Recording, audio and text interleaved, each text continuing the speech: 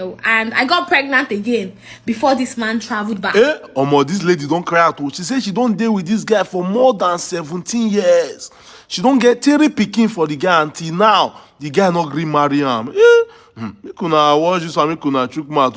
Man. I have been with my baby daddy for 17 years and he has refused to marry me after 3 boys. 17 years ago, this man was deported from London. So I asked him to move into my hostel with me. Then I was still in school, since none of his family members wanted to help him.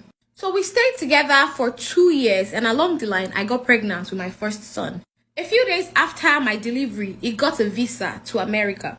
And all of those times, schools were always going on strike, so my education was quite delayed. After childbirth, I struggled to go back to school because nobody was there to help or assist me. My mom said she couldn't take care of my son because why would I get pregnant if I knew I wasn't ready? It was a terrible time. I suffered in school, but to cut the long story short, I had to drop out because I couldn't afford it anymore with my son. This is going to be the longest and the most emotional story I have ever told.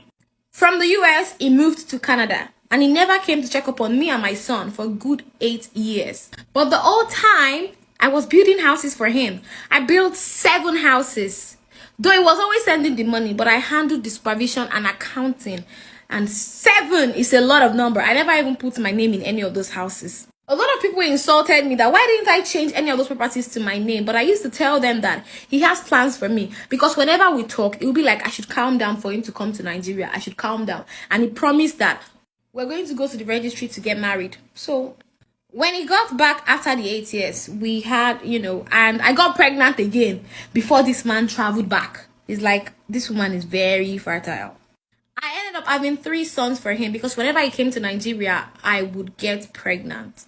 But imagine a man you don't get to see often and you're still the one begging him for sex. And whenever you guys have sex, it is pregnancy. And he goes again for years. Fast forward to last year, he told me he was coming to Nigeria, but he went to Dubai with another girl.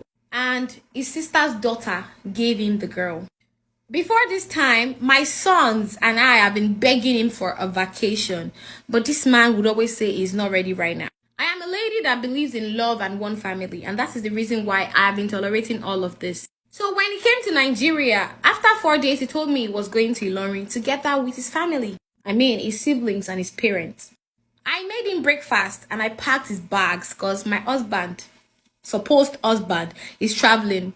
The next day, my friend called me that she saw my husband's pictures getting married in Ilorin. I almost fainted. And when he got back, I pretended like I did not know. But when he was about leaving back to Canada, I asked him, did you go and get married to somebody in Ilorin? And he cursed me out and said I should never accuse him of such, that it is a lie. So I went ahead to ask his family members if truly this man went to do introduction. And those ones told me that no, none of them followed him, whereas they actually did follow him. The whole time, the only question I could ask myself was, where did I go wrong? Like, if I ever wronged to you, just tell me so I would know and leave. Over the years, I can count 15 girlfriends that this man has had. And if I confront him, he would call his family members and start complaining to them that, oh, she wants to kill me or she won't let me have peace. Those ones will call me and say, did you ever bring anyone to the house? That why am I disturbing their brother? Do I want to kill their brother? Even my friends in Canada always call me that, girl, are you sure you and this man are still dating or together? Because I see him in African store every time with the same lady that I've been telling you about since 2012. This lady's older than him 7 years and they've been living together. This man promised me that whenever he got his papers, he was going to file for me and my kids. Only for me to find out later that this man had started planning visa for my children without me. He wanted to take my kids to Canada without their mother. And when I confronted him, he said it was just only a vacation. What vacation do children want to go to without their mother? To be honest, I saw a lot of signs, but we hardly stay together. This man comes home once in a year. He spends a month or 2 weeks and he doesn't even stay in the house with me. Whenever he comes to Nigeria, he will take the cars to the car wash. When he gets back, I will see sperm on his boxers and singlet. Did I mention that our kids go to a school where they pay 6 million naira for school fees? And this man bought me a Lexus of 21 million naira because he wants me to be taking his children to school with the car. He sends allowance for his kids, but he doesn't give me a dime. Stay calm, I'm getting there. This man that goes to the car wash and comes back with sperm on his boxers, whenever he wants to sleep with me, he usually has no erection. The last time he came to Nigeria before he went back to Canada, we tried to have sex. But as he was trying to penetrate, he was not having any erection. And I would cry. And he'd tell me, no, it's not his fault that he's having erectile dysfunction. And to even think that I have never for once cheated on him for the whole 17 years, even as I was sex starved. And at some point, my room got burnt in the house. Only my room. All my clothes, my money, my documents, everything got burnt in the entire house. I was wearing the clothes I wore from church every day until a church member had to tell him that and give her money to change her clothes now. Give her money to buy some clothes now before he transferred 100k to me. And this man knew very well that 100k could not buy the kind of clothes that I used to wear. The last time he came to Nigeria, when he saw that I was a totally different person from who he was used to, he collected all his documents from me and he got them in a safe and he locked it. Me that built 7 houses from you are locking documents away from me. He even sent 6 boxes of clothes for his kids. Kids that their clothes did not burn, oh. But me, I don't deserve clothes. It's not like this man was bad when I first met him.